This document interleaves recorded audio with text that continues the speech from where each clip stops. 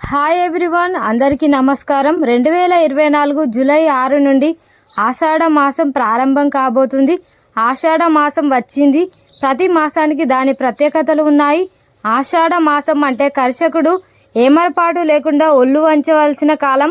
సన్యాసులు చాతుర్మాసానికి సన్నాహం చేసుకున్న సందర్భం. అత్త అల్లుళ్ళు ఒకే గడప దాటకూడని వేడుక. వివాహ మహోత్సవాలకు విరామం. విశుద్ధ కంట విజృంభించే విషమ సమయం. ఆషాఢ మాసాన్ని ఆది మాసం, ఆడి అని పిలుస్తారు. ఇది తెలుగు పంచాంగం ప్రకారం 4వ నెల. హిందూ పండితులు పురాణాల ప్రకారం ఆషాఢ మాసం పవిత్రమైనది కాదు. ఇది ఆడి అనే సంస్కృత పదం నుండి వచ్చింది. ఆడి అంటే శక్తి అని అర్థం. కాబట్టి ఈ ఆషాఢ మాసం దేవతలను పూజించడానికి చాలా పవిత్రమైనది. ఈ మాసంలో చేసే స్నానం, దానం, జపం, పారాయణలు విశేష ఫలితాలు ఇస్తాయి. అయితే ఎంతో పవిత్రమైన ఆషాఢ మాసంలో స్త్రీలు పొరుగింటి వారికి ఈ వస్తువులను అస్సలు ఇవ్వకూడదు. కాదని ఈ వస్తువులు ఎవరికైనా ఇస్తే దరిద్రం పడుతుంది. మీరు కష్టాల పాలవుతారు. చేతిలో రూపాయి కూడా మిగలదు. అడుక్కునే స్టేజ్కి వెళ్ళిపోతారు. సమస్యలతో సతమతమై పోతారు. మరి ఆషాఢ మాసంలో స్త్రీలు ఎవరికి ఇవ్వకూడని ఈ వస్తువులు ఏమిటో ఈ వీడియోలో మనం తెలుసుకుందాము. వస్తువులు ఏమిటో ఇప్పుడు మనం ఈ వీడియోలో వివరంగా తెలుసుకుందాము. సబ్స్క్రైబ్ చేసుకొని మాకు సపోర్ట్ చేయండి. ఎందుకంటే మాకు మీ సపోర్ట్ చాలా అవసరం. దానం అంటే ఏదైనా ఇతరులకు అడిగినా అడక్కపోయినా వారి అవసరాల కోసం ఇవ్వడం. దానం చేసిన వ్యక్తిని దాత అంటారు. దానం ఇవ్వమని అర్థించే వారిని యాచకులు అంటారు. దానం ఇచ్చేవి ధనం వస్తువు రూపంలో కానీ సేవ రూపంలో కానీ ఉంటుంది. దానం చేసి ప్రతిఫలం ఆశించకూడదు. అప్పుడే మనం దానం చేసిన దానికి సార్థకత ఉంటుంది. ఏదైనా పంచుతూ పోతే చివరికి మిగిలేది ఏమీ ఉండదనుకుంటారు చాలామంది. నిజానికి దానం చేసే వాళ్ళే ధనవంతులు అవుతారని పండితులు చెబుతున్నారు. దానానికి ధనానికి సంబంధం ఉంది.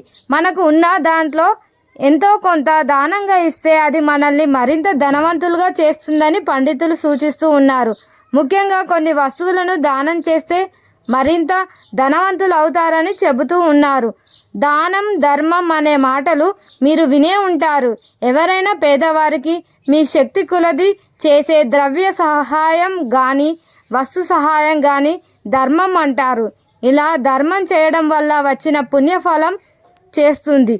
మీకు తోచినది ఏదైనా ధర్మం చేయవచ్చు. కానీ దానం చేయడానికి కొన్ని పరిధులు ఉన్నాయి. ఏది పడితే అది దానం చేయడానికి వీలు లేదు. హిందూ సనాతన ధర్మంలో దానానికి విశిష్ట స్థానం ఉంది. సాధారణంగా ప్రతి ఒక్కరికి ఏదో ఒక విషయంలో అవసరం ఏర్పడి ఉంటుంది. మనం ఇంట్లో అన్నీ కలిగి ఉన్నప్పటికీ సరైన సమయానికి ఇంట్లో లేకపోవడంతో పక్కింటి వారి దగ్గరికి వెళ్ళి తీసుకురావడం లేదా ఇతరులు మన దగ్గరకు వచ్చి అడగడం బట్టి చేస్తూ ఉంటారు. మంచిదే, కానీ సాయంత్రం సమయంలో మాత్రం పొరపాటున కూడా కొన్ని వస్తువులను దానం చేయకూడదని పండితులు చెబుతున్నారు.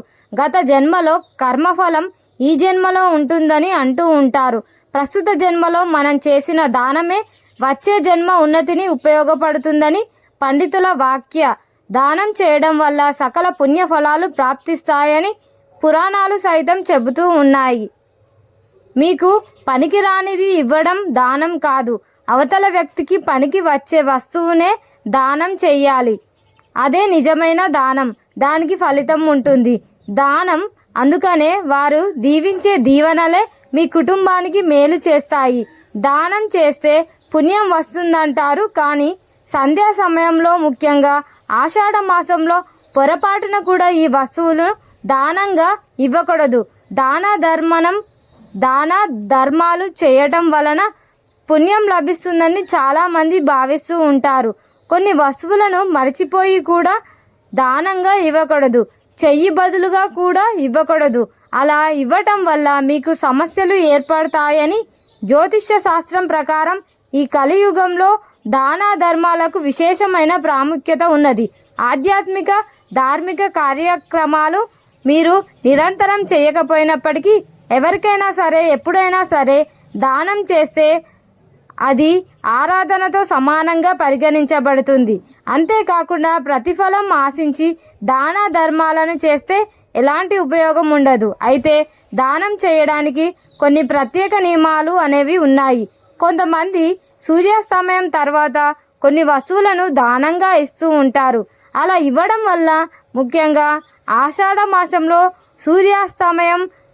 సూర్యాస్త సమయంలో ఇవ్వడం వల్ల మీకు ఇబ్బందులు తప్పవని పండితులు చెబుతూ ఉన్నారు. మరి ఆ వస్తువులు ఏమిటంటే, జ్యోతిష్య శాస్త్రం ప్రకారం పెరుగు దానం చేయడం చాలా శుభకరంగా చెప్తూ ఉంటారు. ముఖ్యంగా పేదలకు, నిరాశ్రయులకు పెరుగుని దానం చేస్తే లేదా మజ్జిగను దానం చేస్తే చాలా మంచిదని భావిస్తూ ఉంటారు. కానీ సూర్యాస్త సమయంలో పెరుగును కానీ మజ్జిగను కానీ ఎప్పుడు కూడా దానంగా ఇవ్వకూడదు. చెయ్యి బదులు కూడా ఇవ్వకూడదు. ఎందుకంటే పెరుగు అనేది శుక్రగ్రహానికి సంబంధించినది. శుక్రుడు ఆనందం, శ్రేయస్సును పెంచుతాడు. కాబట్టి సంధ్యా సమయంలో అంటే సాయంత్ర సమయం తర్వాత పెరుగును దానంగా ఇవ్వడం వల్ల జీవితంలో ఆనందాన్ని, శ్రేయస్సును కోల్పోతారు. అలాగే సూర్యాస్త సమయం తర్వాత పాలను కూడా దానంగా ఇవ్వకూడదు. పాలు అనేది సూర్యుడు చంద్రుడు రెండింటికి సంబంధించినవి.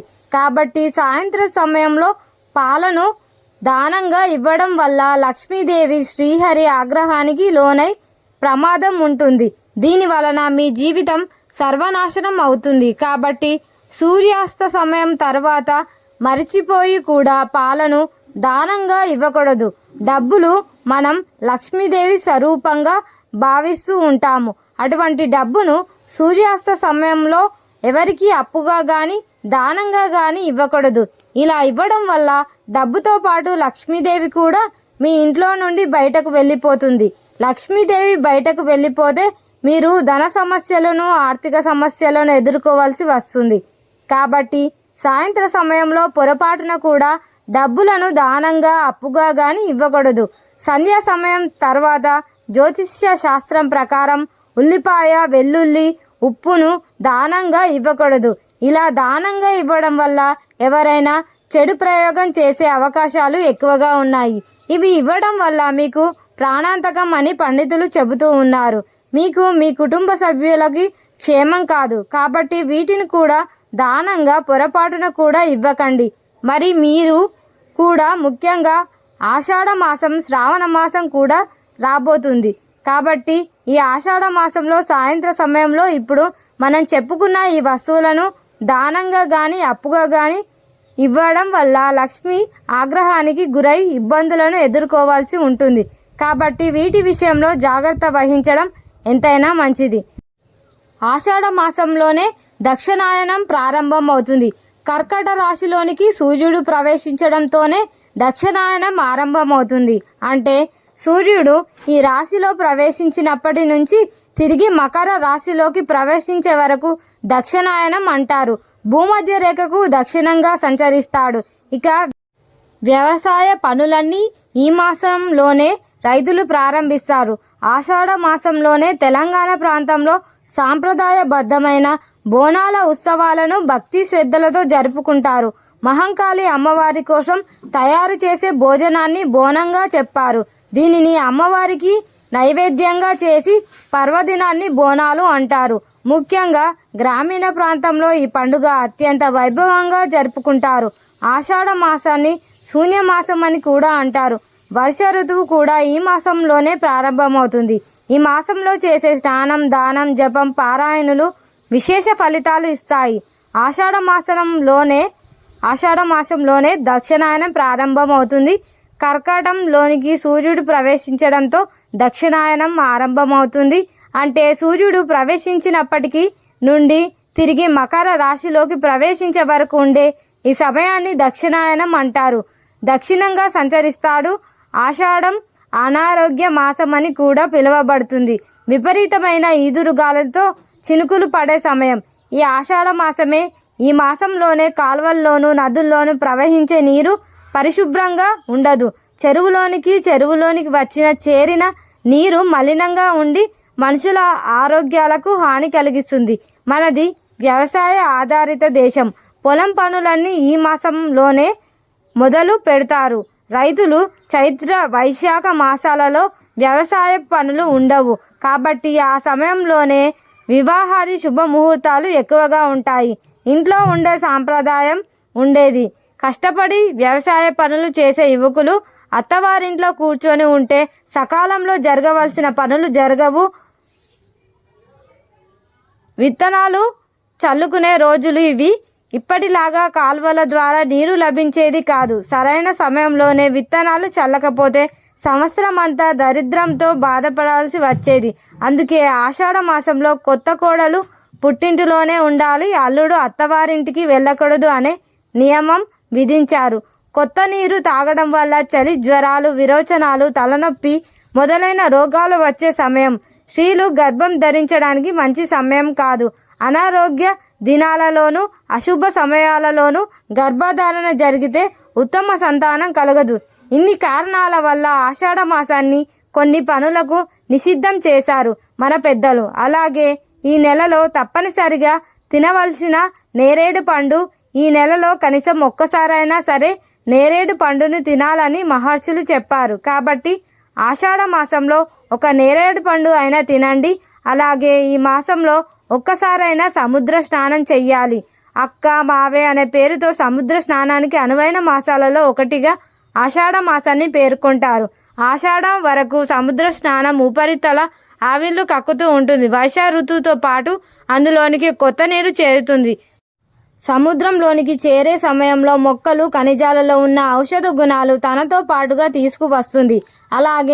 అలాంటి స్నానం ఆరోగ్యాన్ని అందించి తీరుతుంది. కనుక ఈ మాసంలో ఒక్కసారైనా సముద్ర స్నానం చేయాలని పెద్దలు చెప్పారు. ఆషాఢంలోనే మొదలు దక్షిణాయనం పితృదేవతలకు ఇష్టమైన కాలంగా చెప్పబడుతుంది. కాబట్టి వారి పేరు మీదుగా దానాలు చేసేందుకు ఇది అనువైన సమయం అని అంటారు. ఆషాఢ మాసంలో ఉదయం లేచిన వెంటనే గృహిణులు ఈ 3 పనులు చేస్తే లక్ష్మీదేవి ఎప్పటికీ ఇంట్లోనే ఉంటుంది, పేదరికం పోతుంది, మీ ఇంట్లో వారందరికీ కలిసి వస్తుంది, ఎటువంటి అనారోగ్య సమస్యలు రాకుండా ఉంటాయని శాస్త్రాలు చెబుతున్నాయి.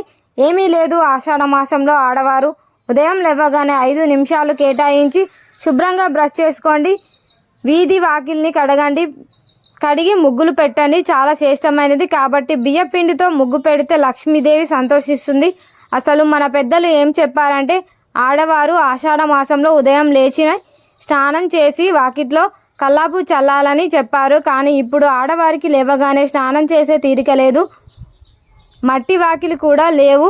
కాబట్టి బిజీ లైఫ్లో ఆడవారు ఉదయం నిద్రలేచి బ్రష్ చేసుకొని గచ్చు వాకిల్లో కొన్ని నీళ్లు చల్లి కడిగి ముగ్గు పెట్టుకుంటే చాలు. ఇలా ఆషాఢ మాసంలో ప్రతిరోజు ఉదయం ఏ ఆడవారైతే బ్రష్ చేసుకొని ముగ్గు పెడతారో ఆ ఇంట్లో ఎప్పుడు లక్ష్మీదేవి నివాసం ఉంటుంది. ఇక్కడ గుర్తుపెట్టుకోవాల్సిన విషయం ఏమిటి అంటే ఆషాఢ మాసంలో వర్షాలు స్టార్ట్ అవుతాయి కనుక వర్షం పడిన రోజు ముగ్గులు వేయాల్సిన అవసరం లేదు.